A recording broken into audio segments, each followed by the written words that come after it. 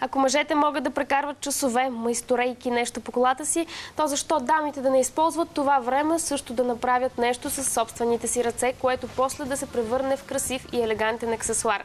Как с обикновени маниста и малко въображение можем да направим гривна или колие, ще разберете от следващите ни гости от магазини Манисто, Андрей Киряков, Виолета Найденова и Гергана Димекова. Здравейте, добре дошли при нас. Здравейте. Как сте? Екстра. Много красоти сте ми донесли. Честно да ви кажа, аз си мислех, че правенето на бижута от Маниста е малко позабравена практика, така стара мода, обаче гледайки какви модерни и екстравагантни неща носите, малко се разколебах от моето твърдение. Всъщност позабравено изкуство ли е това или напротив? Напротив. В никакъв случай не е позабравено. Така, вие познавате ли други хора, които се занимават с същото нещо? Разпространено ли? Има ли много места, откъдето можем да си намерим такива бижута днес? Ами, не е, в смисъл разпространено е, но зависи за какви маниста става дума. Ние работим с керамика. Да. И местата, които, в смисъл магазините, които работят с керамика, не са толкова много. Са малко. Да. Така, Които работят сериозно става дума. не е ли малко необичайно за мъж подобно занимание? Как започна да се занимаваш с бижута? Какво да е необичайно? В смисъл? Винаги съм си мислила, че това си е Готино женска е. работа, но пък ето, че е успяла да привлече и мъж. Да. В смисъл имах една приятелка, която работеше в подобен магазин и като го видях в магазина, супер много се изкефих и така От реших. гадже се започна, така ли? Моля? От гадже се започна. Не е гадже. Не е гадже. Мисля, приятелка. Просто приятелка. И И тя ти показа как става. да, изкефи ме идеята Да. и така. Много се запалих и така тръгна всичко. Да. А вие, момичета, при вас как стана? Как започнахте да правите бижута от Маниста и преди колко време? Така, аз от много малко се занимавам с такива неща, правя всякакви, винаги ми е било много интересно, но бях клиент на магазина преди да започна да работя. Да. И така се случи. Беше ми много интересно и много От различно. колко малка? От много малко по принцип правя, а иначе като работа от 4-5 години. 4-5 години. Аз също съм се занимавала с такива неща, най-различни, ръчно правени, творчески и домашни. Да. И това си беше като естествен завършък на нещата. Продължението, не е завършък. А всъщност това хоби ли е за вас или пък е вашата Много работа? е хубаво, че и двете е заедно. Това му е най-хубавото. За всички ли е така? Ми да. В смисъл правиш нещо приятно и се опитваш да... Не може, според мен, да не ти е хоби и да се получава. Явно всички го вършите с удоволствие, но пък как бихте го определили? Така приятно занимание или пък бизнес? Може ли да си говори, че това е бизнес днес? Да, абсолютно. В смисъл зависи от подхода ти към нещата. То няма как да не е бизнес, защото като имаш магазини, имаш хора, които работят, просто има разходи, може да не е бизнес. Търсят ли се този тип бижута днес и какви хора ги предпочитат? Какви най-често са вашите клиенти? Абсолютно всякакви. В смисъл от 3 годишни момиченца, може би и от 2. Има и по-малки. Да, и по-малки. Да, има и по-малки бебе. До съвсем зрели жени, да кажем. Както и мъже. Както и мъже, да. Не са предимно млади хора, така ли? Не. Всякакви. Абсолютно всякакви. Те просто, тия маниста позволяват много различни неща да се правят от тях. Затова Предполагам, че без оглед на възрастта, това са хора, които са по-екстравагантни, така по-отворени към Не е визията си. задължително. Не е задължително, защото просто може да направим за всеки бижуто, което да го изрази по някакъв начин. Става дума, може да е по-семпл, може да е по-натрупано. Абсолютно индивидуално е. Клиентите идват в магазина, всичко им се прави на място. Да. Ето гледаме вече снимки с ваши произведения. Докато ги гледаме, ще си говорим. Така казваш, идва клиента и всичко му се прави на място. Колко време отнема горе-долу направата на едно бижу? Много относително. Някакви рамки да сложим. Най-малко и най-дълго време. Зависи и от клиента. Зависи, да, от клиента. Колко е претенциозен. Гледаме да угодим на всички. може да стане за 5 минути, може да стане за 2 дена. Да. Всичко е много различно. Колко най-дълго сте работили върху поръчка на някой клиент, върху негово хрумване? Имаме клиенти, които правят по-големи поръчки. Няколко дена правят се нещата за тях, да. Много са красиви, най-различни. Виждаме, че има и форми, и цветове. Добре, като влезе клиент в магазина, разбрахме, че явно правите пожелания на клиента по негово хрумване. Има ли си той ясна концепция и визия как би изглеждал неговото бижу? Или пък на място, виждайки манистата, решава? Вие му помагате. Как стават нещата всъщност? Пак е различно. Пак е различно. Някои имат някаква идея, други си мислят, че имат идея, трети нямат никаква идея и ние им даваме идеята. В смисъл, освен манистите, има много готови неща изложени. И така, с въпроси и отговори достигаме до това какво иска клиента. Тоест, ние се опитваме да разберем какво иска клиента. След като това е бижу така направено лично за някого, хората влагат ли някаква символика в тяхното бижу? Не знам, някакви символи, които харесват. Все пак това е нещо лично, не е готово, което са си купили. Много често го правят. Избират елементи, които нещо им говорят на тях. Да. Цветове. Буквички няма или има? Има. Тоест пишете имена. Имена на гаджета. Имена, послания, всякакви неща. Има и по-такива интересни случаи. Разкажете ми някои от С тях. ключодържатели. През цялото време цари любов. Все за любов са нещата, така ли? Много любов има. Да, защото когато отидеш да купиш за някой близък човек нещо, което е ръчна изработка и специално за него, то не може да е без любов, в смисъл. И че отидеш в... Аз съм убедена, че има надписи от сорта Левски, ЦСК, такива има ли? Има, но по-рядко. не е преобладаващо. Повече любов има от футбол. Да. А това пак е любов. Това е добра новина. Да. Сега момичетата ще ни покажат нещо, защото идеята е все пак да покажем на нашите зрители как се случва това, как могат да си ги направят сами вкъщи. Всъщност, всеки ли може да си направи подобно нещо или пък се изисква майсторлък, талант, въображение? Изисква се майсторлък.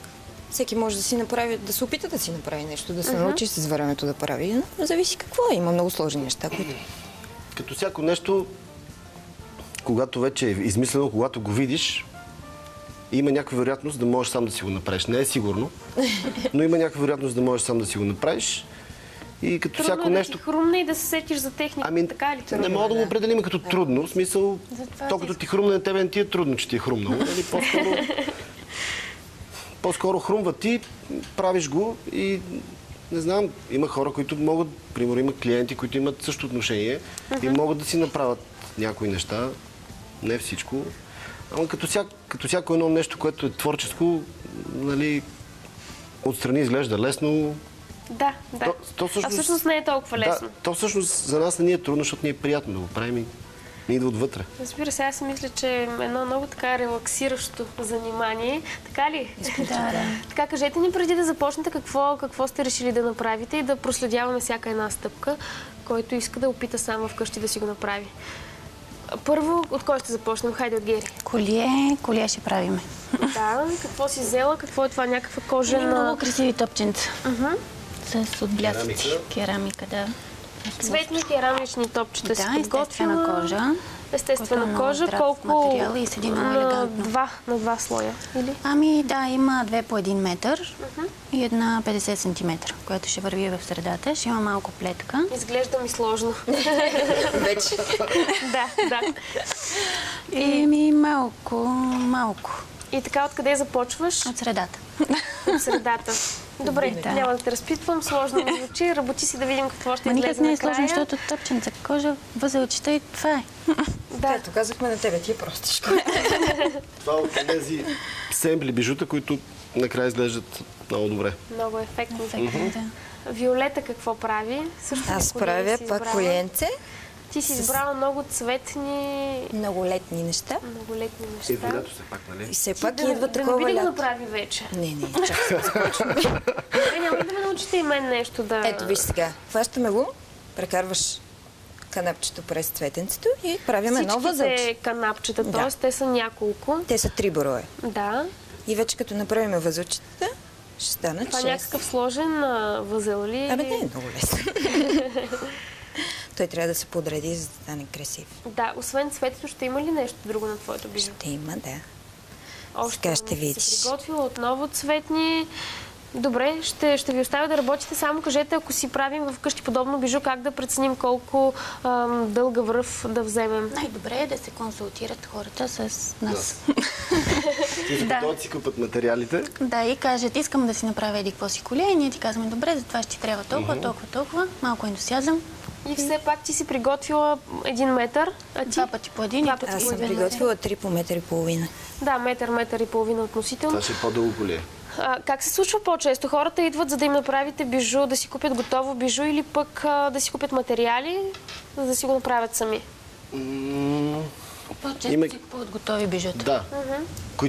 Които може да са готови модели в магазина, може да са направени пред тях за тях. Нали? Но има и случаи, в които си взимат материали и си правят вкъщи. Това са Но са по-редки случаи, така ли? Да.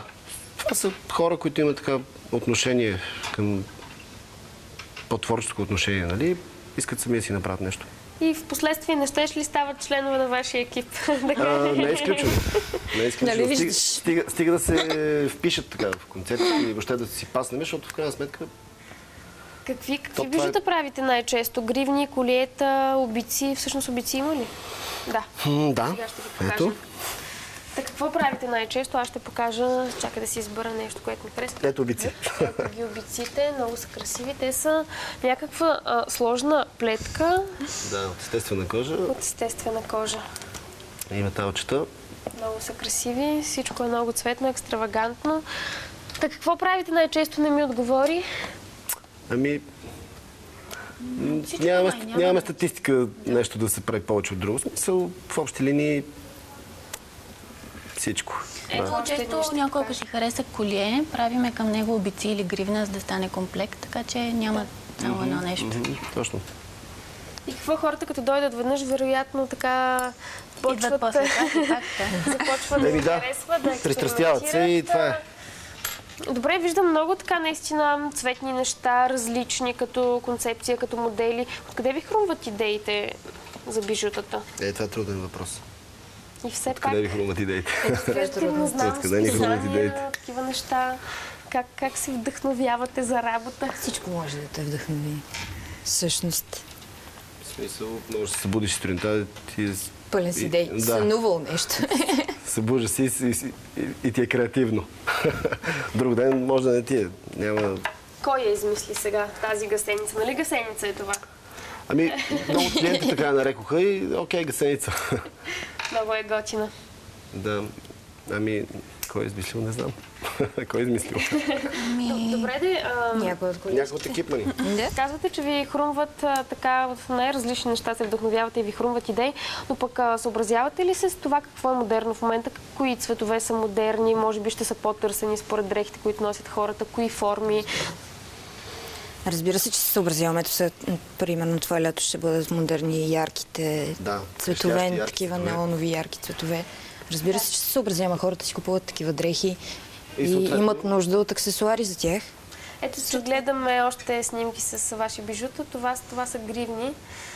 И всъщност хората, като съобразяват бижутата с тоалетите си, с какво най-често? Най-често с тоалетите, с настроението и с повода. Аз мисля, че това са бижута за настроение по-скоро. А по някой път си съобразяват туалетите с бижутата ни, така? Да, тръгват от нашия магазин и след това обикалят и другите. А има ли сте поръчки, които са невъзможни за изпълнение? Не се синхронизирате с идеята на клиента? Нещо се отнася, нали, ако са свързани все пак с материалите, с които работим, защото по някой път се случва, понеже така наречената китайска имитационна бижутерия, нали, която там се работи с... Ами, те са несъизмерими нещата. Мисълта ми е, че има някои неща от тези бижута, които ние не можем да ги направим, защото нямаме такива материали. А и не е това нашата идея. В смисъл, там става дума за конфекция, нали? Да. А тук става дума за уникални неща. Ами да. Тоест, ако си вземем бижу от вас, няма как да срещнем човек с абсолютно същото. Да, абсолютно същото не може да е. Значи има някои модели, които се повтарят, но тъй като са ръчна изработка, те не могат да са абсолютно същите. Просто няма как да стане. Каза, че имате бижута и за мъже. Как изглеждат те? Да речем, ето. Донесъл ли си ни нещо? Да, ето, да кажем това. Ето това. Това е мъжко, в смисъл масивно. За фенове на Чикаго Булс. Да речем. В смисъл, то е по-масивно, нали, за подхожда на по-едри мъже. Мъжете какво си купуват по-често? Колиета, гривни? Всъщност колие не можем да кажем за мъж, как да го наречем? Колие? Гердан, окей. Гердан. Добре, има ли и гривни за мъже? Да, ето. Стилна. Ето за по-екстравагантните мъже, да. Има подобно и за вашата приятелка с сърчице. Примерно, да. Добре, какви са така най-странните поръчки, които сте получавали? Или най-интересните неща, които сте правили? Сетете се за нещо интересно да ми разкажете. Всичко сме правили от обувките до чантата, през шапката и така нататък, за бижута всякакви. Нали бижута правите? Какви обувки? Правим бижута и аксесуари. В смисъл, абсолютно всичко, всяко желание на някой клиент е абсолютно предизвикателство за нас и не може да му кажем не, това не можем да го направим. Просто опитваме и обикновено се получава готино. Да. Още повече, че лятото работим на морето. Имаме магазини, които работят на морето за сезона, в смисъл от юни до септември, на Созопол, Лозенец и Китен. И понеже лято, нали, хората и по-голи ходят и въобще, сме правили аксесуари камбански, коланчета, всякакви неща, абсолютно. Всъщност, казахте аксесуари. Какви аксесуари? Колани, друго какво? Колани, ако щеш, за копчалки, за бански аксесуари, ние сте сме нанизали на крайчетата на бански. Бански и вие го кръстявате. Те си идват, да, той си е върху тях. Също така... Да, или тип на панталон, най-обикновен черен панталон и искат някакъв детайл, нещо. Много интересни хрумки. Да. Абсолютно всякакви неща, да. Коланчета такива, кожа с... Другите аксесуари, които правим, са ключодържатели, висулки за телефони. Да. Общо всичко, което включва ръчна изработка. Тук не сте ли направили? Готова е. Браво, много си бърза. Ей, каква красота, кога успя? Добре, сега е време за реклами, след това ще ни го покажеш, ще ни обясниш как точно се е случило. Рекламите по BBT.